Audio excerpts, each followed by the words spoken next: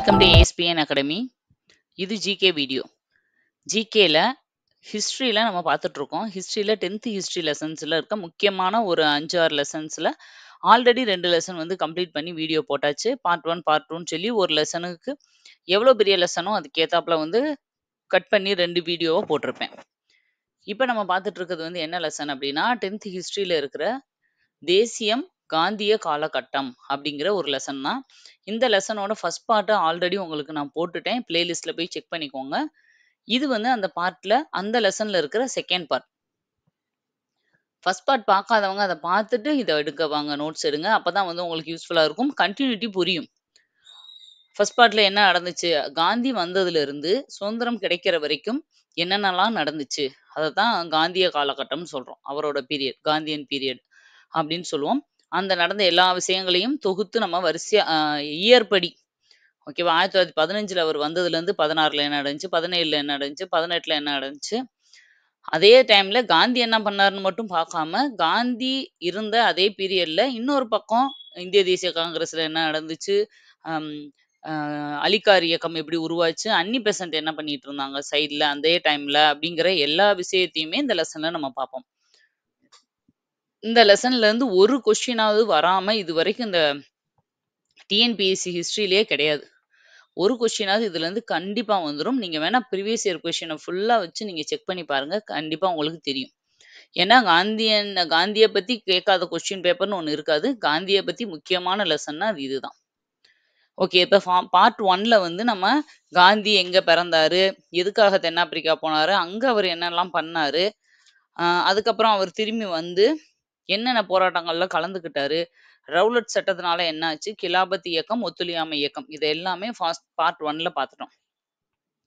அதுல எதுல முடிச்சிருப்போம் அப்படின்னா 1922ல சௌரி சௌரா அப்படிங்கிற இடத்துல வந்து 1922ல சௌரி சௌரா அப்படிங்கிற இடத்துல 22 போலீஸை வந்து எரிச்சு கொன்னுருவாங்க. அதனால என்ன ஆயிரும், ஒத்துழையாமை இயக்கத்தை வந்து காந்தி கோவத்துல நிறுத்திடுவாரு. ஏன்னா காந்தி அரெஸ்ட் பண்ணிடுவாங்க, ஏன்னா அவரோட தலைமையில நடந்ததுனால. பாருங்க, இயரும் 22, அவங்க கொன்ன போலீஸும் 22 பேர். வச்சுக்கோங்க அப்படி. இது வந்து சௌரி சௌரான்ற இடத்துல நடந்த ஒரு நிகழ்ச்சி. இதுல இருந்து காந்தி என்ன பண்ணுவாருன்னா, அரெஸ்ட் ஆகி போகும்போது போராட்டத்தை நான் நிறுத்துறேன், இதோட நிறுத்திக்கோங்கன்னு சொல்லிட்டு போயிடுவார். ஆல்ரெடி பயங்கர ஃபுல் ஃபார்ம்ல எல்லா இடமும் இந்த ஒத்துழையாமை இயக்கத்தை நடத்திட்டு இருந்தவங்களுக்கு இது பெரிய ஏமாற்றம் ஆயிரும்.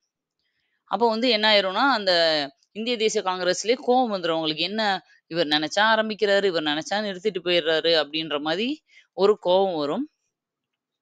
ஒத்துழையாமை இயக்கம் அமைதியா போராடணும், ஓகே தான். அதுக்காக அவங்க நம்மள அடிச்சாலும் என்ன பண்ணாலும் எப்படி பொறுத்துட்டு இருக்க முடியும்? கொஞ்சமாச்சும் நம்மளும் அவங்கள எதிர்த்து போராடணும் அப்படிங்கிற மாதிரி ஒரு சில பேர் பேச ஆரம்பிப்பாங்க. இப்படிதான் வந்து காங்கிரஸ் 2ஆ உடைய ஆரம்பிக்கும். உடையும்னா எப்படின்னா, மாற்றம் விரும்புவோர், மாற்றம் விரும்பாதோர்ன்னு 2ஆ பிரியும். மாற்றம் விரும்புவோர்னா என்னன்னா, இப்ப நம்ம பண்ணிட்டு இருக்கோம்ல போராட்டம், அமைதி வழியில ரொம்ப உண்ணாவிரதம் இருக்கிறது, ஒத்துழையாமை இருக்கிறது, இது வந்து செட் ஆகாது நம்மளுக்கு. இதுல இருந்து மாறணும். ஒண்ணு அவங்கள எதிர்த்து போராடணும், தட்டி கேட்கணும். அப்படி இல்லையா, நம்மளும் எலெக்ஷன்ல எல்லாம் நின்று பெரிய பெரிய பதவிகளுக்கு வந்து அவங்கள கேள்வி கேட்கிற நிலைமைக்கு வரணும் அப்படின்றவங்க தான் இந்த மாற்றம் விரும்புவோர். மாற்றம் விரும்பாதவர் யாருன்னா, இல்ல காந்தி சொல்றதுதான் சரி, அவர் வழியிலேயே போயிருவோம், இப்படியே அமைதியாவே போராடி ஒரு கட்டத்துல அவங்க கொடுத்துதானே ஆகணும் நம்மளுக்கு அப்படின்னு சொல்றவங்க இன்னொரு பக்கம். 2 பேரோட பக்கமும் நியாயம் இருக்கு. இது இவங்களோட கருத்து, இது இவங்களோட கருத்து. இப்ப மாற்றம் விரும்புவோர்ல யாரெல்லாம் இருந்தாங்கன்னு அடிக்கடி கொஸ்டின் கேட்பாங்க. மோதிலால் நேரு, CR தாஸ், சத்தியமூர்த்தி இவங்க கூட தான் இருந்திருப்பாரு. சத்தியமூர்த்தி யாரு, காமராஜரோட குரு தான் சத்தியமூர்த்தி. இவரு, மோதிலால் நேரு, CR தாஸ் இவங்க எல்லாமே மாற்றம் விரும்புவாங்க. ஏன்னா 1920ல பொது தேர்தல் நடத்திருச்சு கவர்மெண்ட், அதாவது பிரிட்டிஷ் கவர்மெண்ட். பொது தேர்தலை வந்து கொண்டு வந்தாங்க. அப்பதான் கரெக்டா இவங்க ஒத்துழையாமை இயக்கத்தை ஆரம்பிச்சதுனால காங்கிரஸ் வந்து எலெக்ஷன்ல எதுலையுமே நாங்க கலந்துக்க மாட்டோம்னு சொல்லி தேர்தலை புறக்கணிச்சு தனியாவே இருப்பாங்க. அப்போ என்ன சொல்றாங்கன்னா, இவங்க எல்லாம் ஏன் நம்ம வந்து எலெக்ஷனை வந்து புறக்கணிக்கணும், எலெக்ஷன்ல நிப்போம், நம்மளும் ஜெயிச்சு காமிப்போம், ஜெயிச்சு பெரிய பெரிய பதவிகளுக்கு வருவோம், அப்ப நம்மளுக்கு தேவையானதை அவங்ககிட்ட தைரியமா கேட்க முடியும்ல அப்படின்னு தான் இந்த மாற்றம் விரும்புவோர் சொல்லுவாங்க. ஆனா காந்தி சொல்லுவார், இல்ல, அவங்க வைக்கிற எலெக்ஷன்ல நம்ம நிக்கக்கூடாது. அவங்க சொல்ற எல்லாத்துக்கும் நம்ம ஒத்துழைப்பு குடுக்கக்கூடாது. அப்படியே வீம்பு பண்ணியே சாதிக்கணும்னு அவர் சொல்லுவாரு. அப்ப என்ன ஆகுதுன்னா, காங்கிரஸ் வந்து 2ஆ உடையுது. 23ல இந்த 1920 எலக்ஷன்ல இவங்க நிக்காததுனால தான் நீதி கட்சி வந்து ஜெயிச்சு ஆட்சிக்கு வந்துரும். நீதி கட்சியோட ஆட்சி தான் நடந்துட்டு இருக்கும். 1923 நான் இந்த மாதிரி இது ஐஎன்எம் ரிலேட்டடான இது எல்லாமே நான் உங்களுக்கு ஷார்ட்ஸ்ல நெறைய போட்டிருப்பேன். நம்மளோட சேனல்ல பிளேலிஸ்ட்ல போய் ஷார்ட்ஸ்ல பார்த்தீங்கன்னா, இது எல்லாமே இந்த நீதி கட்சி பீரியட்ல எந்தெந்த பீரியட்ல யாரெல்லாம் முதல்வரா இருந்தாங்க அப்படிங்கிறது ஃபுல்லா போட்டிருப்பேன் நானு. பனகல் அரசர் இருப்பாரு. அதுக்கப்புறம் 1926ல தான் இனி வர இன்சிடென்ட் நடக்கும். சொல்றேன் நானு. பாருங்க 23ல வந்து என்ன ஆகுதுன்னா, 1922ல தான சௌரி சௌரா நிகழ்ச்சி. 23 ஜனவரி 1ல தனியா பிரிஞ்சு வந்து மோதிலால் நேருவும், சி.ஆர். தாஸும் சுயராஜ்ய கட்சி அப்படின்னு ஒரு தனியா கட்சிய ஆரம்பிப்பாங்க. அந்த சுயராஜ்ய கட்சிய பத்தி அடிக்கடி கொஸ்டின் வரும். சுயராஜ்ய கட்சி ஆரம்பிச்சது யாருன்னா, கீழ நேரு, சி.ஆர். தாஸ்ன்னு குடுத்துருப்பாங்கப்பா. நேருலயே மோதிலால் நேருவா, ஜவஹர்லால் நேருவான்றத தெளிவா தெரிஞ்சுக்கோங்க. சுயராஜ்ய கட்சி ஆரம்பிச்சது மோதிலால் நேரு தான். நேருவோட அப்பா. நல்லா தான் ரன் ஆயிட்டு இருக்கும். இது என்ன ஆகும்னா, இவங்க 2 பேர் தான் மெயின் ஆளுக. இதுல 25ல ஆரம்பிச்ச 2டே வருஷத்துல சி.ஆர். தாஸ் இறந்து போயிருவாரு. அவர் தான் தலைவரே இந்த கட்சிக்கு. மோதிலால் நேரு தலைவரா இருக்க மாட்டாரு. அசிஸ்டன்ட் மாரி இருப்பாரு. ஆனா அந்த சி.ஆர். தாஸே சி.ஆர். தாஸ் யாருன்னா, சித்தரஞ்சன் தாஸ் அப்படின்னு சொல்லுவாங்க ஃபுல் பேரு. அது தெரிஞ்சுக்கோங்க. இவர் வந்து என்ன பண்ணிருவாரு, இறந்து போயிருவாரு. இறந்து போன உடனே பெருசா வந்து இந்த கட்சிக்கு வந்து சப்போர்ட் இருக்காது. அப்ப காங்கிரஸ்லேருந்து வந்து எல்லாரும் பேசவும், மோதிலால் நேர வந்து கொஞ்சம் பிரெயின் வாஷ் பண்ணவும் என்ன செஞ்சுருவாருன்னா, நேரு மறுபடியும் காங்கிரஸ்லயே போய் சேர்ந்துருவாரு. ரீஜாயின் பண்ணிருவாரு. ஓகேவா? எதுல? காங்கிரஸ்ல. சரி அப்படின்னு சொல்லிட்டு, அ ஆனா என்ன ஆயிருக்கும்னா, அந்த 26ல நடந்த எலக்ஷன்ல இவங்க நின்றுப்பாங்க. எலக்ஷன்ல நிக்கணும்னு தானே ஒதுங்கியே வந்தாங்க இல்லையா? எலக்ஷன்ல நிண்டு ஜெயிச்சிருப்பாங்க சுயராஜ்ய கட்சி. சுயராஜ்ய கட்சி ஜெயிச்சிருப்பாங்க. ஆனா கரெக்ட்டா அப்பதான் சி.ஆர். தாஸ் இறந்து, மோதிலால் நேரு போய் காங்கிரஸ்ல சேர்றதுனால, காங்கிரஸோட கொள்கையே என்னது? பதவியில இருக்கக்கூடாது நம்ம அப்படின்றது தான். அப்ப என்ன பண்ணிருவாருன்னா, ஜெயிச்சு முதலமைச்சர் ஆனால் கூட, அ இவர் வந்து இவங்க சார்பா சுப்புராயன் அப்படிங்கிற ஒருத்தர சுயேட்சையா நின்ற ஒருத்தர சிஎம் ஆக்கிட்டு, இவர் வந்து இதுல ஜாயின் பண்ணிருவாங்க. இவங்க வந்து பதவி ஏத்துக்க மாட்டாங்க. 26ல முழுசா சட்டப்பேரவையிலிருந்தே சுயராஜ்ய கட்சி விலகிறது. 26ஓட அப்ப 23ல ஆரம்பிச்சு 26க்குள்ளேயே சுயராஜ்ய கட்சியோட லைஃப் டைம் முடிஞ்சு போகுது. மெயினான ரீசன் அதுக்கு என்னன்னா, சி.ஆர். தாஸ் இறந்தது தான். காரணம் என்னன்னு கேட்பாங்க. அடுத்தது 1919ல மாகாண இரட்டை ஆட்சி கொண்டு வராங்க. 1919ல எல்லா மாகாணங்கள்லயும் 3 மாகாணம் இருந்துச்சு இல்லையா? மும்பை, கல்கத்தா, சென்னை மாகாணம். இந்த 3 மாகாணத்திலும் இரட்டை ஆட்சி முறையை இந்திய அரசு சட்டம் கொண்டு வருது. பாருங்க, இத அடிக்கடி கேட்பாங்க. 1919ல மாகாணங்கள்ல இரட்டை ஆட்சி. அதே இது 1935ல மத்தியில இரட்டை ஆட்சி. மத்தியில். மத்தியில் இரட்டை ஆட்சினா என்னது? மாநிலங்களும், அ மத்திய அரசும் சேர்ந்து ஆட்சி பண்றது. இது வந்து மாகாணங்கள்ல இரட்டை ஆட்சி. மாகாணத்துக்குள்ள இருக்கிற ஆட்சியவே 2ஆ பிரிக்கிறது. எப்படி பிரிச்சாங்க அப்படின்னா, ஒதுக்கப்பட்ட துறைகள், மாற்றப்பட்ட துறைகள் அப்படின்னு 2ஆ பிரிச்சு, அத ஒண்ணு வந்து இந்தியர்கள் கிட்டயும், ஒண்ண வந்து பிரிட்டிஷும் ஆட்சி பண்ற மாரி. அது எப்படி இருக்கும்னா, இந்த இந்தியர்கிட்ட குடுக்குற துறைகள் எல்லாமே தேவையில்லாததா இருக்கும். சரியா? சும்மா அது எதுக்குமே பிரயோஜனம் இல்லாததா இருக்கும். அது சொல்லுவாங்க இல்லையா? அது எதுக்கு இந்த மாதிரி ஒரு சட்டம் தேவையே இல்லையே! அதுக்கு வந்து இந்த மூட்டையெல்லாம் குடோன்லயே இருந்துட்டு போகுதுன்னு சொல்லுவான்ல சந்தானம். அது மாதிரி எதுக்கு இந்த இப்படி ஒரு துறை பிரிச்சு இது ஒரு சட்டம் கொண்டு வந்து கடைசியில எதுக்குமே பிரயோஜனம் இல்லாததெல்லாம் நம்ம பக்கம் தள்ளிட்டு முக்கியமான துறைகள பூரா பிரிட்டிஷ் வச்சுக்குவாங்க. அப்ப இதுவுமே பெருசா வந்து சக்சஸ் ஆகல.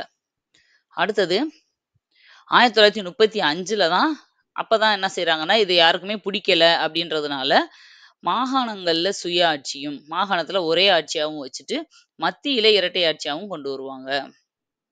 இது 2ம் தெரிஞ்சுக்கோங்க. எப்ப வந்து மாகாணங்கள்ல இரட்டை ஆட்சி வந்துச்சு, எப்ப மத்தியில இரட்டை ஆட்சி வந்துச்சு. அவ்வளோதான்.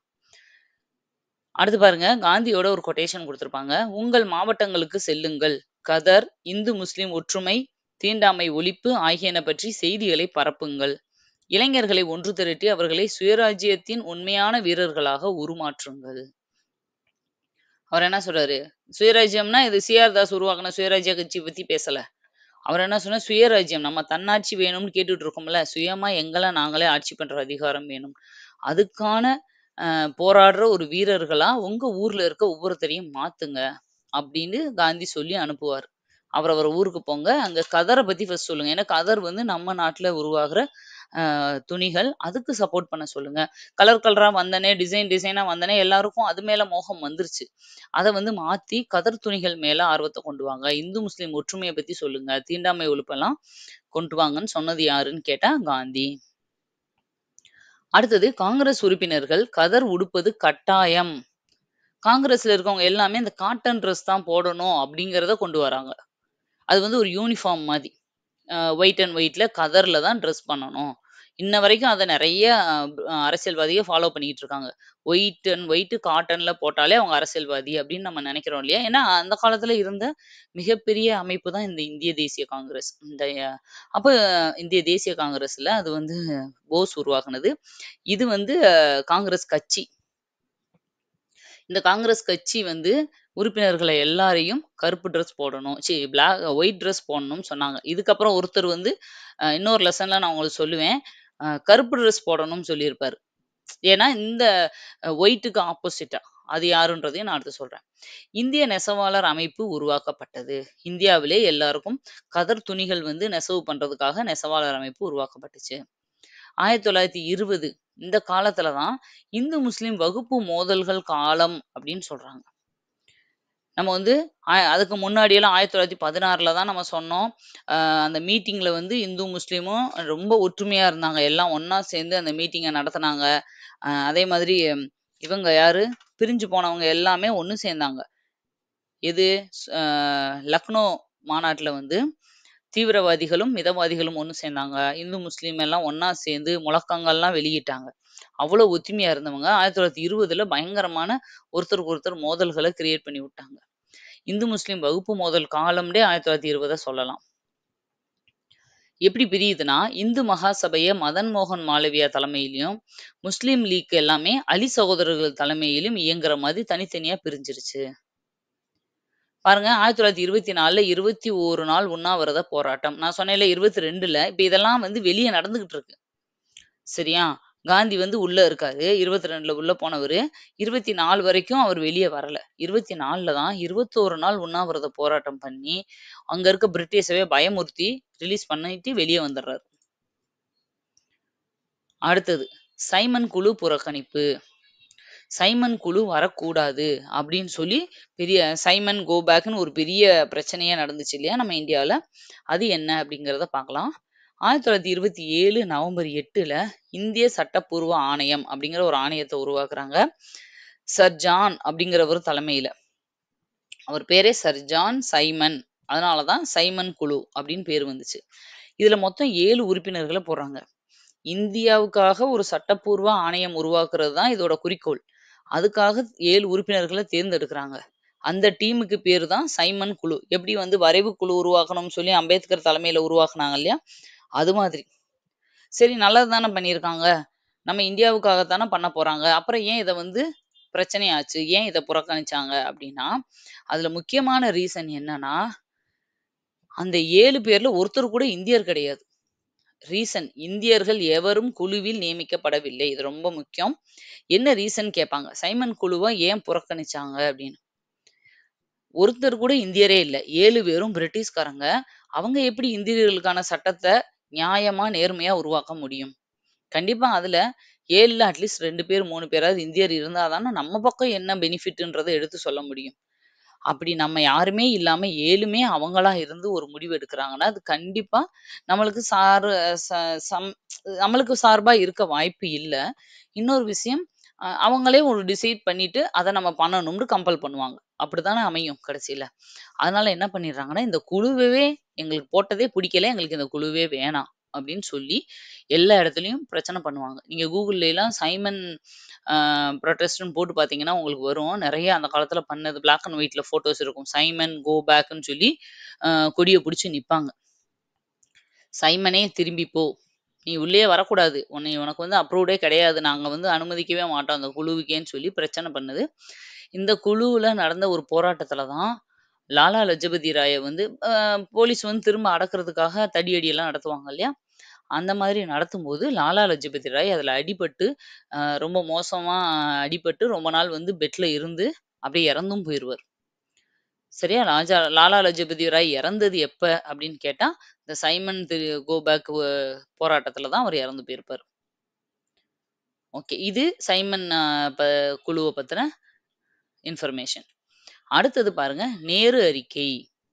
நேரு அறிக்கை அப்படின்னு அடிக்கடி படிச்சிருப்பீங்க. அது என்னது நேரு அறிக்கை அப்படின்னா, மொத இந்த நேரு அறிக்கையை வெளியிட்டது யாருன்னு தெரிஞ்சுக்கங்க.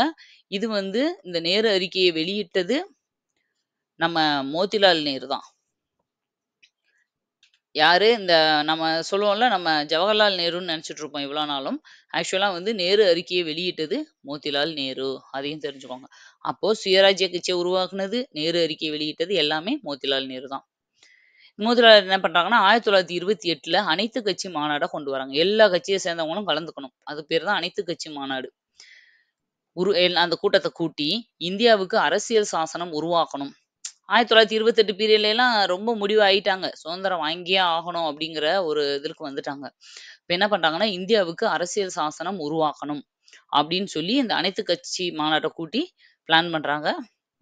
அரசியல் சாசன வரைவுக்கான திட்டத்த வந்து மோதிலால் நேரு தலைமையில ஒரு கமிட்டிய உருவாக்கணும் அப்படின்னு சொல்லி அந்த விட்ட அறிக்கை பேர் தான் நேரு அறிக்கை. நேரு அறிக்கை எதுக்கானது? அரசியல் சாசன வரைவு திட்டம் உருவாக்கணும்னு சொல்லி 28லயே பிளான் பண்ணது. இதுல என்ன பண்றாருன்னா, ஓகே நம்மளுக்கு வந்து அப்ப அந்த வரைவு அந்த அரசியல் இதுல வந்து 3ல 1 பங்கு இடங்கள் வந்து முஸ்லிம்களுக்குன்னு நீங்க ஒதுக்கணும் அப்படின்னு ஜின்னா கேட்க ஆரம்பிக்கிறாரு. ஆல்ரெடி இந்து முஸ்லிம் பிரச்சனை கொஞ்சம் லைட்டா போயிட்டு இருக்கு. இவர் வந்து அந்த இடத்துல வந்து கேட்கிறாரு. அப்பதான் வந்து ஜின்னாவின் 14 அம்ச கொள்கைகள்னு சொல்லி ஒண்ணு வெளியிடுறாரு. எங்களுக்கு இந்த அம்சங்கள்லாம் நீங்க செஞ்சு குடுக்கணும். இந்தியாவுக்குன்னு ஒரு வரைவு குழு நீங்க உருவாக்குனீங்கன்னா, முஸ்லிம்களுக்கு இதெல்லாம் செஞ்சு குடுக்கணும்னு ஜின்னாவோட 14 அம்சங்கள வந்து தேஜ் பகதூர் அப்படிங்கிறவரு அறிவிக்கிறாரு. அடுத்தது ஆக்சுவலா என்னன்னா, இதுல இருந்து கொஞ்சம் கொஞ்சமா அப்படியே பிரச்சனைகள் கிரியேட் ஆகும். ஆனா உண்மையிலேயே ஜின்னா வந்து ஃபர்ஸ்ட்டெல்லாம் அப்படி கிடையாது. ஜின்னா தான் வந்து தனிநாடு கோரிக்கையை முன்வைச்சவரே ஜின்னா தான். ஆனா முன்னாடியெல்லாம் அவர் அப்படி இருந்தாரா? அப்படின்னா கிடையாது. ஜின்னா வந்து ரொம்ப இந்து, முஸ்லீம் தூதுவரா இருந்தாரு. இந்து, முஸ்லீம் ஒற்றுமைக்காக பாடுபட்டவர் தான் ஜின்னா ஒரு காலத்துல. அவர வந்து இந்து, முஸ்லீம் தூதர் அப்படின்னு யாரு சொன்னாங்கன்னு அடிக்கடி கொஸ்டின் கேட்பாங்க. சரோஜினி நாயுடு. சரோஜினி நாயுடு தான் சொல்லியிருப்பாங்க. இந்து, முஸ்லீம் ஒற்றுமையா இருக்கிறதுக்கான மெயின் ரீசனே ஜின்னா தான் அப்படின்னு. அப்படி இருந்தவர் தான் முஸ்லிம்களுக்கு தனிநாடு வேணும்னு போராட்டம் பண்ற அளவுக்கு மாறிட்டார். அப்ப எந்த அளவுக்கு வந்து பிரிட்டிஷ் அவர் மனச கெடுத்திருப்பாங்க. அதாவது பிரித்தாளும் கொள்கைய வந்து யூஸ் பண்ணிக்கிட்டாங்க. அடுத்தது சுயராஜ்ய போராட்டம். இந்த பூரண சுயராஜ்யம்னு அறிவிச்சாங்க இல்லையா? அத பத்தி. நம்மளுக்கு வந்து நேரு அறிக்கைன்றது மோதிலால் நேரு 28ல. சுயராஜ்ய போராட்டம் வந்து அடுத்த வருஷமே 29ல இது ஜவஹர்லால் நேரு. அது வந்து 28ல வந்து நடந்த காங்கிரஸ் மீட்டிங் தலைவரா வந்து அவர் இருந்திருப்பார். 29ல டிசம்பர்ல லாகூர்ல நடந்த மீட்டிங்க்கு ஜவஹர்லால் நேரு வந்து தலைவரா இருந்திருப்பார். அடுத்தடுத்த வருஷம் அப்பாவும் பையனும் இருக்காங்க. இது தெரிஞ்சுக்கோங்க. அப்ப 2 பேருமே அட் அ டைம்ல காங்கிரஸ்ல நல்ல பேரும் புகழோட இருந்திருக்காங்க. 1930 ஜனவரி 26 வந்து சுதந்திர திருநாளாக அறிவிக்கப்பட்டது. நேரு என்ன பண்றாரு? நம்மளுக்கு வந்து பூரண சுயராஜ்யம் கிடைச்சிருச்சு. இனிமேலு கண்டிப்பா நம்மளுக்கு சுதந்திரம் கிடைச்சிரும். நம்ம நாட்ட வந்து நம்மளே ஆட்சி பண்ணிக்கலாம்ன்னு சொல்லி அறிவிச்சுருவாரு. அந்த டைம்ல தான் வரிகுடா இயக்கம், சட்ட மறுப்பு இயக்கம் இதெல்லாமேவும் பண்றதுக்கு பிளான் பண்ணியிருப்பாங்க. சுதந்திர திருநாள் அப்படின்னு சொல்லியே அந்த பூரண சுயராஜ்யம்னு சொல்லி அறிவிச்சுருவாரு. அந்த டேட் வந்து 1930 ஜனவரி 26. ஏன் அவர் வந்து இத அறிவிச்சிருப்பாரு அப்படின்னா, இது புக்ல கிடையாது. நம்ம ஹிஸ்டரியில நெறைய விஷயங்கள்லாம் நம்ம பார்க்கும்போது சொல்லியிருப்பாங்க. என்னன்னா, அ பிரிட்டன்ல லேபர் பார்ட்டின்னு ஒரு பார்ட்டி இருக்கும். இன்னொரு பார்ட்டி இருக்கும். அங்க நடந்த ஒரு எலக்ஷன்ல வந்து லேபர் பார்ட்டி வந்து ஜெயிச்சுருவாங்க. அதாவது தொழிலாளர் கட்சின்னு சொல்லுவாங்க இல்லையா? அந்த மாதிரி. அப்போ அவங்க ஜெயிச்ச உடனே பிரிட்டனோட கண்ட்ரோல்ல தான் நம்ம இருக்கோம். அப்ப இவரு நேரு என்ன நெனப்பாருன்னா, தொழிலாளர் கட்சி போராடி ஜெயிச்சிருக்காங்க. ஜெயிச்சுட்டாங்கன்னா, அப்ப கண்டிப்பா அவங்க வந்து நம்மள மாரி தொழிலாளர்களுக்கும், கஷ்டப்படுறவங்களுக்கும் சப்போர்ட் பண்ணுவாங்க. அப்ப அவங்களோட ஆட்சி வரும்போது, இவங்கள மாரி ரூடா அவங்க நடந்துக்க மாட்டாங்க. அவங்க வந்து நம்மளுக்கு நாங்க உங்களையெல்லாம் கஷ்டப்படுத்த விரும்பல. எங்க நாட்டுக்கே நாங்க திரும்பி போயிர்றோம். உங்க நாட்டெல்லாம் நாங்க விடுதலை பண்ணிர்றோம்னு சொல்லிருவாங்க. ஏன்னா நம்மளோட கஷ்டம் அவங்களுக்கு தெரியும். நம்மள மாதிரி அவங்களும் ஒரு தொழிலாளர்கள் அப்படின்னு நினைச்சு தான் இத வந்து இவரு அறிவிச்சிருப்பார். ஆனா நடந்தது அது கிடையாது. என்னதான் நாங்க தொழிலாளர்களா இருந்தாலும், நாங்க ஒரு பிரிட்டிஷ் தொழிலாளர்கள். பிரிட்டிஷ் நானு அப்படின்றத அவங்க காட்டிருவாங்க. ஓகேவா? எங்க நாட்ல தான் நான் தொழிலாளர். அவங்கள நான் எதுக்குறேன். ஆனா, உங்க நாடா, எங்க நாடான்னு வரும்போது, நான் எங்க நாடுக்கு தான் சப்போர்ட் பண்ணுவேன்னு சொல்லிட்டு, நானும் ஒரு பிரிட்டிஷ்காரன் தான்டா அப்படிங்கிறத காட்டிருவாங்க. அப்புறம் தான் வந்து நம்ம அவங்கள நம்புனது தப்பு அப்படிங்கிறத உணருவாங்க. இதுதான் வந்து சுயராஜ்யம் அப்படிங்கிறது நடந்ததுல, பூரண சுயராஜ்யம் அறிவிச்சதுல. இந்த நாள ஞாபகம் வச்சுக்கிறதுக்காக தான் 1950ல ஜனவரி 26ல இதே டேட்ல நம்ம என்ன பண்ணியிருப்போம் அப்படின்னா, குடியரசு நாளா வந்து அறிவிச்சிருப்போம். ஏன் சுதந்திர நாள வந்து நம்ம ஜனவரி 26ல பண்ணியிருக்கலாமே! இதே மாரி பூரண சுயராஜ்யம் கிடைச்ச நாளுண்டு. அப்டின்னா, எவ்வளவோ கெஞ்சியும் அத பண்ண விடல. அதுக்கான ரீசன் என்ன அப்டின்னு நம்மளோட சேனல்ல பிளேலிஸ்ட்ல போட்டிருப்பேன். ஒரு 5 மினிட்ஸ் வீடியோவா போட்டிருப்பேன். ஏன் ஆகஸ்ட் 15ல நம்மளுக்கு சுதந்திரம் குடுத்தாங்க? அதுக்கான ரீசன் என்ன? எவ்வளவோ டேட் இருக்கு, எவ்வளவோ நாள் இருக்கு. ஏன் அந்த பர்ட்டிகுலரா ஆகஸ்ட் 15 செலக்ட் பண்ணாங்க அப்படிங்கிறதுக்கு ஒரு வீடியோ 5 மினிட்ஸ் வீடியோ நான் தனியாவே போட்டிருப்பேன். நீங்க வந்து நம்ம பிளேலிஸ்ட்ல போய் பார்த்தாலும் சரி, இல்ல இந்த வீடியோ கீழ டிஸ்கிரிப்ஷன்ல அந்த வீடியோவ நான் குடுக்குறேன். பாருங்க. அ உங்களுக்கு வந்து அது ரொம்ப இன்ட்ரஸ்டிங்கா இருக்கும். ஓகே. அடுத்தது உப்பு சத்தியாகிரகம். காந்தியோட முக்கியமான ஒரு இது வந்து உப்பு சத்தியாகிரகம் தான். இது வந்து 1930ல. பாருங்க நம்மளுக்கு ஞாபகம் வச்சுக்கிறதுக்கு வருஷங்கள்லாம் கொஞ்சம் ஈஸியா இருக்கு. 1920 ஒத்துழையாமை இயக்கம், 30 உப்பு சத்தியாகிரகம். அடுத்தடுத்த வருஷம். 10 வருஷத்துக்கு ஒரு தடவ. இப்ப என்ன பண்றாங்கன்னா, இந்த உப்பு சத்தியாகிரகம் ஏன் நடக்குது அப்டின்னா, இந்த மாரி உப்புக்கெல்லாம் வரி போட்டிருப்பாங்க. அப்ப இந்த உப்புக்கான வரிய வந்து ரத்து பண்ணணும்னு சொல்லி, போய் இர்வின் பிரபு அப்படிங்கிற ஒருத்தர் தான் அப்ப வந்து நம்மளோட ஆட்சியில இருந்திருப்பாரு. அவர்கிட்ட போய் கோரிக்கை குடுப்பாங்க. மனு குடுப்பாங்க. 1930 ஜனவரி 31க்குள்ள இந்த மனுல இருக்கிற விஷயங்கள் எல்லாம் நீங்க எங்களுக்கு நிறைவேற்றி குடுக்கணும். அப்படின்னு சொல்லி ஒரு கோரிக்கை மனு வச்சுட்டு வருவாங்க. ஆனா அவங்க எதுவுமே அத கண்டுக்க மாட்டாரு. அத வந்து செஞ்சு குடுக்கவும் மாட்டாங்க. அப்புறம் தான் என்ன பண்ணுவாருன்னா காந்தி, உப்பு வரிய ரத்து பண்றதுக்கு நம்ம போராட்டம் பண்ணி தான் இத பண்ணி ஆகணும்னு சொல்லிட்டு, 1930 மார்ச் 12ல போராட்டத்த ஆரம்பிக்கிறாரு. பாருங்க, எத்தன பேர் கலந்துக்கிட்டாங்க அப்படின்றது அடிக்கடி கேட்பாங்க. மொத உப்பு சத்தியாகிரகம் போகும்போது 78 பேரோட ஆரம்பிச்சு, போக போக என்ன ஆகும்னா, அங்கங்க வந்து ஒவ்வொருத்தரா கொஞ்சம் கொஞ்சம் பேரா அவர் கூட ஜாயின் பண்ணிருவாங்க. தண்டி போய் சேர்றதுக்குள்ள நெறைய பேர் வந்து அதுல இருப்பாங்க. ஆனா ஆரம்பிக்கும்போது 78 பேரோட ஆரம்பிச்சுச்சு. எங்க இருந்து? சபர்மதியிலருந்து தண்டி வரைக்கும். கிட்டத்தட்ட அப்பயெல்லாம் காந்திக்கு வந்து 61 வயசு ஆயிருது. அந்த 61 வயசுலயும் 24 நாள் 241 மைல் அவர் நடந்திருக்காரு இந்த உப்பு சத்தியாகிரகத்துக்காக. 1930 ஏப்ரல் 5ல போயி தண்டி கடற்கரையை அடைந்தார். மார்ச் 12ல ஆரம்பிச்சு, ஏப்ரல் 5ல தான் இந்த ராலி வந்து முடிஞ்சிருக்கு. இந்த டேட்லேருந்து இதுல முக்கியம்ப்பா. மத்த 1930 மட்டும் ஞாபகம் வைக்கணும்னு அவசியம் இல்ல. அத மட்டும் வச்சுட்டு போயிறாதீங்க. நீங்க வந்து இந்த டேட்டையும் ஞாபகம் வைக்கணும். எப்ப ஆரம்பிச்சாங்க? எப்ப முடிச்சாங்க? இதே மாதிரி தமிழ்நாட்டிலயும் நடந்ததுக்கும் டேட்டோட உங்களுக்கு ஞாபகம் இருக்கணும். தமிழ்நாட்டுல யார் பண்ணியிருப்பா? திருச்சியிலிருந்து வேதாரண்யம் வரைக்கும் இதே மாதிரி உப்பு சத்தியாகிரக போராட்டத்த ராஜாஜி பண்ணியிருப்பாரு. தமிழ்நாட்டுல உப்பு சத்தியாகிரகத்த எடுத்துட்டு போனது யாரு அப்படின்னு கேட்டா ராஜாஜி. இதே ஒவ்வொரு ஸ்டேட்லயுமே ஒவ்வொருத்தவங்க தலைமை தாங்கி உப்பு சத்தியாகிரகம் பண்ணியிருப்பாங்க. பாருங்க கேரளால வந்து கேலப்பன் அப்படிங்கிற ஒருத்தவரு, அப்புறம் ஆந்திராவுல வங்காளம், அப்படி ஒவ்வொரு இடத்துலயுமே உப்பு சத்தியாகிரகம் நடந்திருக்கும். தமிழ்நாட்டுல ராஜாஜி. ராஜாஜிக்கும் காந்திக்கும் ஏன் இவ்வளவு? காந்தி ஆரம்பிச்ச உடனே இங்க ஏன் ராஜாஜி பண்ணுனாரு அப்படின்னா, 2 பேருக்கும் என்ன ஒரு ரிலேஷன்னா 2 பேரும் சம்மந்தி. காந்தியோட கடைசி பையனுக்கு ராஜாஜியோட பொண்ண கல்யாணம் பண்ணி குடுத்திருப்பாரு. ஓகேவா? அதான் 2 பேருக்குள்ள ரிலேஷன்ஷிப். ஓகே. அடுத்தது வடமேற்கு எல்லை மாகாணம். வடமேற்கு எல்லை மாகாணத்துல அந்த எல்லை பகுதியில கான் அப்துல் காபர் கான் அப்படிங்கிற ஒருத்தர் வந்து இருப்பாரு. அவரு வந்து இந்த இத வந்து நடத்தியிருப்பாரு அங்க. ஓகேவா? அவரு தான் அங்க வந்து முழுக்க முழுக்க பாதுகாப்பு மாதிரி. அதனால அவருக்கு வந்து எல்லை காந்தின்னு ஒரு பேரு. எல்லைகள்ல இருந்த காந்தியோட கொள்கைய ஃபாலோ பண்ண ஒருத்தரு. அதனால எல்லை காந்தின்னு அவருக்கு பேரு. இவரு தான் செஞ்சட்டை அப்படிங்கிற வந்து ஒரு இயக்கத்த உருவாக்குனவரு. அத குடைக்கிட் மட்கர் அப்படின்னு சொல்லுவாங்க. அங்க இருக்க லாங்குவேஜ்ல. தமிழ்ல செஞ்சட்டை சங்கம் அப்படின்னு சொல்லலாம். செஞ்சட்டை இயக்கம் அப்படின்னு சொல்லலாம். இந்த இயக்கத்தை உருவாக்குனவர் யாருன்னு கேட்டாலும், எல்லை காந்தி என அழைக்கப்படுபவர் யாருன்னு கேட்டாலும், கான் அப்துல் காவர் கான் அப்படிங்கிறவர் தான்.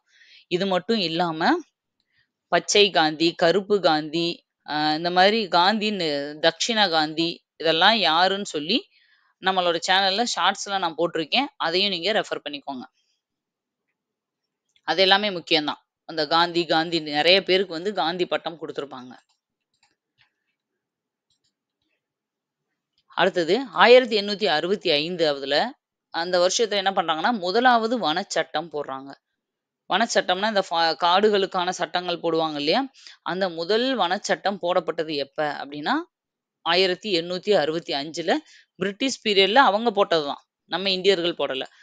அதாவது பழங்குடியினர வந்து தடை செஞ்சு என்ன பண்ணாங்கன்னா, அங்கருந்து வெளியேற்றுறதுக்கு முயற்சி பண்ணாங்க.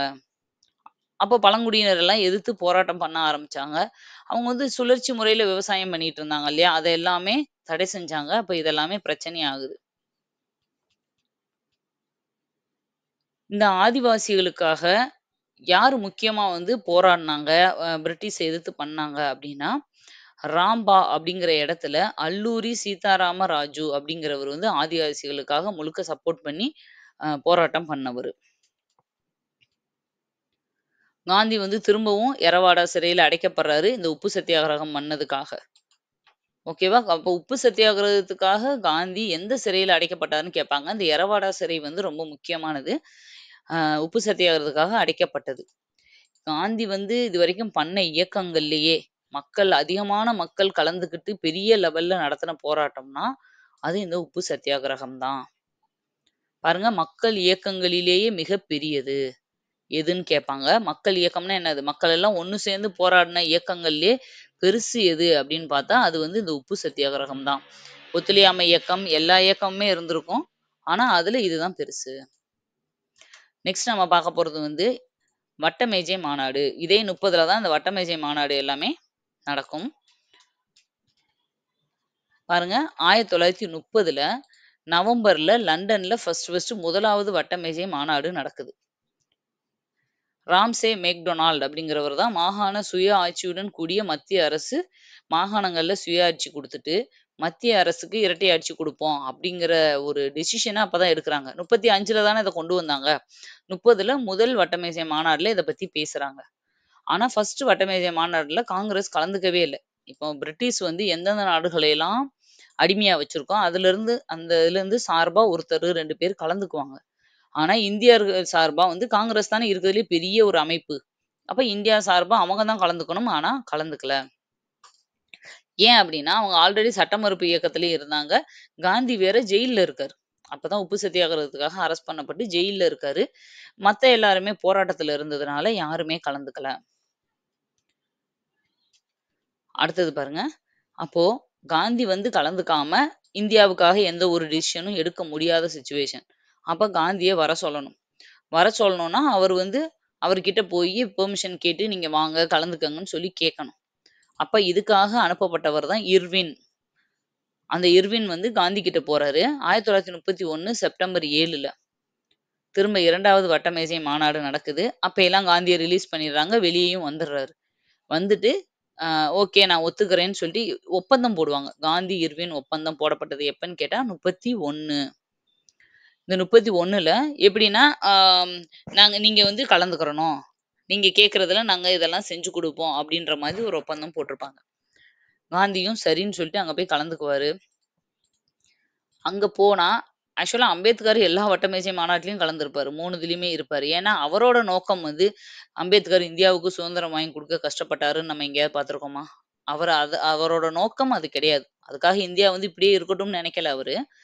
அவரோட நோக்கம் சிறுபான்மையினர், கஷ்டப்படுறவங்கள மேல கொண்டு வரணும். அவங்களுக்கு சப்போர்ட்டிவா முழுக்க முழுக்க அவங்களோட குரலா இருந்து எல்லா இடத்துலயும் அவங்க உரிமைகள வாங்கி குடுக்கணும்ன்றது தான் அம்பேத்கரோடது.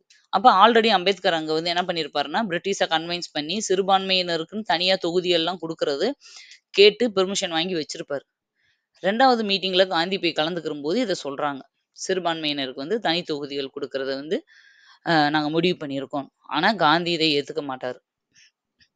ஏன் அப்டின்னா, காந்தி வந்து அப்ப சிறுபான்மையினர நல்லா இருக்கிறது காந்திக்கு பிடிக்கலையா? அதனால தான் அப்படி பண்ணாங்களா மேடம்ன்னு கேட்டீங்கன்னா, அப்படி கிடையாது. அவரு என்ன நினைக்கிறாருன்னா, நம்ம இப்படி சிறுபான்மையினர் இவங்கன்னு பிரிச்சா, நம்மளே அவங்கள வந்து சொல்லி காமிக்கிற மாரி ஆயிரும். நீங்கலாம் சிறுபான்மையினர் அப்படின்னு ஒதுக்கியே வைக்கிற மாரி ஆயிரும். அது 1. 2வது அவங்களுக்குன்னு தனியா தொகுதி குடுத்துட்டா என்னைக்குமே பிரிஞ்சே போயிருவாங்க. அதனால இந்த மாரி பிரிக்கிற கொள்கைக்கே எதுக்குமே காந்தி ஒத்துக்கவே மாட்டாரு. ஆனா அம்பேத்கர் வந்து அதுல இருக்க நல்ல விஷயங்கள எவ்வளவோ சொல்லி பார்ப்பாரு. இருந்தாலும் காந்தி வந்து ரொம்ப வீம்பா முடியவே முடியாதுன்றுவாரு. 2வது காந்தி போயி பகத்சிங்க வந்து அப்ப அரெஸ்ட் பண்ணி தூக்குல போடுற நிலைமையில இருக்கும். பகத்சிங்க ரிலீஸ் பண்ண சொல்லி கேட்பாரு. அட்லீஸ்ட் தண்டனையாவது குறைங்க. தூக்கு தண்டனையிலேருந்து குறைங்கனாவது சொல்லுவாரு. 2க்குமே அவங்க ஒத்துக்க மாட்டாங்க. அப்ப இவரு, "நான் கேட்ட எதையுமே நீங்க செய்ய மாட்றீங்க. அப்புறம் எதுக்கு நான் அந்த மீட்டிங்க்கு வரணும்னு" சொல்லி கோவத்துல மீட்டிங்க விட்டு வெளிய வந்துருவாரு. அவர் கலந்துக்கிட்டது 2வது மீட்டிங் மட்டும் தான். ஆனா அதுல இருந்தும் அவர் வந்து கோவத்துல எதுவுமே டெசிஷனே எடுத்திருக்க மாட்டாங்க. வெளிய வந்துருவாங்க. 2வது மீட்டிங்கும் ஃபெயிலியர். எந்த டெசிஷனும் எடுக்க முடியல. மாநாடு பயனின்றி முடிந்தது. எந்த யூசும் இல்ல அன்னைக்கு மீட்டிங் நடத்துனதுல. இப்ப திரும்ப என்ன ஆகுதுன்னா, 32ல நவம்பர் 17ல திரும்ப 3வது வட்டமேஜை மாநாடு நடக்குது. 17லேருந்து டிசம்பர் 24 வரைக்கும். அந்த 3வது வட்டமேஜை மாநாட்டுல திரும்ப காந்தி கலந்துக்கவே இல்ல. நான் வந்தாப்புல என்ன செய்ய போறீங்க? கேட்கறதெல்லாம் உடனே பண்ணி குடுத்துற போறீங்களா? நான் வந்து மீட்டிங்க்கு வரல. எனக்கு எதுவுமே தேவையில்லன்னு சொல்லி கோவத்துல மீட்டிங்க புறக்கணிச்சுர்றாரு. அப்போ நீங்க இது தெரிஞ்சுக்கணும். மொத்தம் 3 வட்டமேஜை மாநாடு நடந்திருக்கு. எந்தெந்த வருஷம்னு தெரிஞ்சுக்கணும். நெறைய பேர் வந்து இதுல கன்ஃப்யூஸ் ஆயிருவாங்க. 1931ல 1, 32ல, 33ன்னு நெனச்சுருவாங்க. அப்படி கிடையாது. 1930லயே ஃபர்ஸ்ட் வட்டமேஜை மாநாடு ஸ்டார்ட் ஆயிரும். 31ல 2வது. இந்த 2வது இதுல மட்டும் தான் காந்தி கலந்துக்கிறாரு. இதுக்கு இதே 2வது இதுல தான் காந்தி இர்வின் ஒப்பந்தம் போட்டு தான் அவரு கலந்துக்கிறாரு. அதனால ஒப்பந்தமும் 31 தான். காந்தி கலந்துக்கிட்டதும் 31 தான். 32லயும் திரும்ப 3 ஒன் நடக்குது. அதுலயும் வந்து காந்தி கலந்துக்கல. ஏன்னா, அவங்க சட்ட மறுப்பு இயக்கத்துல இருந்தாங்க. இந்த 3 வட்டமேஜை மாநாடும் ரொம்ப முக்கியம். ஓகே. இந்த லெசன் கொஞ்சம் பெரிய லெசன். முக்கியமான பாயிண்ட்ஸ் நெறைய இருக்கிறதுனால, இதுல நெறைய கான்செப்ட் உங்களுக்கு எக்ஸ்ப்ளைன் பண்ண வேண்டியிருக்கு. அது தெரிஞ்சா தான், நீங்க வந்து அடுத்தடுத்து படிக்கும்போது உங்களுக்கு ஈஸியா இருக்கும். ஐஎன்எம் படிக்கும்போதும் இது ஹிஸ்ட்ரி 2க்குமே சேர்ந்த ஒரு டாபிக் தான் இது. அதனால நீங்க இத நல்லா தெளிவா பார்க்கணுன்றதுனால தான், இவ்வளவு டிவைட் பண்ணி நான் போட்டுட்டு இருக்கேன். இது 2வது பார்ட்டு. இதோட இத முடிச்சுக்கிறேன் நானு. இதுக்கப்புறம் இன்னும் ஒரு பார்ட் இந்த லெசன்ல வரும். 3வது பார்ட்டும். ஏன்னா, அதுல இன்னும் நெறைய பாயிண்ட்ஸ் இருக்கு. அத கன்டினியூஸா எடுத்தா 1 ஹவருக்கு மேல போயிரும். நான் ஒரு 30 டூ 35 மினிட்ஸ்க்குள்ளேயே ஒவ்வொரு பார்ட்டும் உங்களுக்கு குடுத்துறேன். அப்பதான் உங்களுக்கு வீடியோ பார்த்துட்டு, லெசன ரீட் பண்ணிட்டு நோட்ஸ் எடுக்க டைம் இருக்கும். ஓகே. நடத்த கன்டினியூஸா நோட்ஸ் எடுத்துட்டே வந்துருங்க. மிஸ் பண்ணாதீங்க. ஒரு நாள் மிஸ் ஆனாலும் அடுத்த நாள் திரும்ப அத 2யும் சேர்த்து கவர் பண்ணிருங்க. ஓகே. இந்த பார்ட் இதோட முடிஞ்சது. திரும்ப 3 பார்ட்ல உங்கள மீட் பண்றேன். Thank you. பாய்.